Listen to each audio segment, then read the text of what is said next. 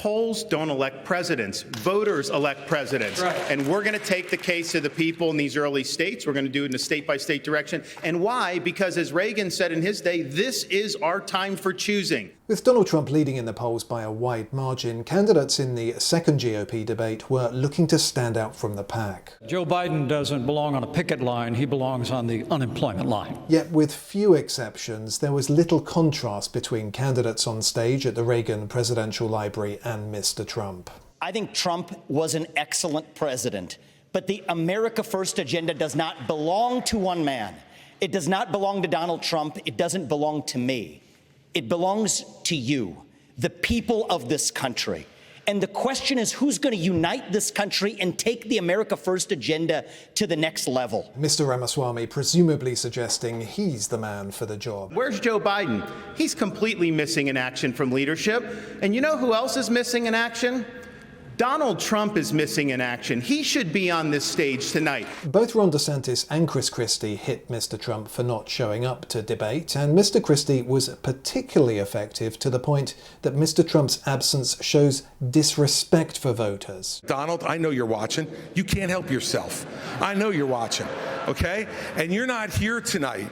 Not because of polls and not because of your indictments. You're not here tonight because you're afraid of being on the stage and defending your record. Mr. DeSantis also scored by noting that one reason for Mr. Trump's absence was his recent comments on abortion. I reject this idea that pro-lifers are to blame for midterm defeats. I think there's other reasons for that. The former president, he's missing in action tonight. He's had a lot to say about that. He should be here explaining his comments to try to say that pro-life protections are somehow a terrible thing. I want him to look into the eyes and tell people who've been fighting this fight for a long time. The only other significant argument against Mr. Trump and his record was Nikki Haley's riff on China. This is where President Trump went wrong. He focused on trade with China. He didn't focus on the fact that they were buying up our farmland. He didn't focus on the fact that they were killing Americans. He didn't focus on the fact that they were stealing $600 billion in intellectual property. He didn't focus on the fact that they put a spy base off our shores in Cuba.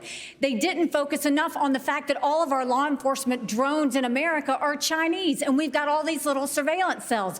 We need to start focusing on what keeps Americans safe. Where Mr. DeSantis fell down was on foreign policy, for which his approach is inconsistent. It doesn't follow the same get-the-job-done tone of the rest of his campaign. So on the one hand, he'll talk about China and get tough. They have been able to build the second most powerful military in the entire world. We need a totally new approach to China. We are going to have real hard power in the Indo-Pacific, like Reagan, to deter their ambitions. We're going to have economic independence from China, where we're decoupling our economy. And we are going to go after the cultural power they have in this country. While on Ukraine, he sounded feeble. We are not going to have a blank check. We will not have U.S. troops, and we're going to make the Europeans do what they need to do. Fortunately, Chris Christie was there to remind viewers of the risks associated with taking an isolationist approach. The Chinese are paying for the Russian war in Ukraine.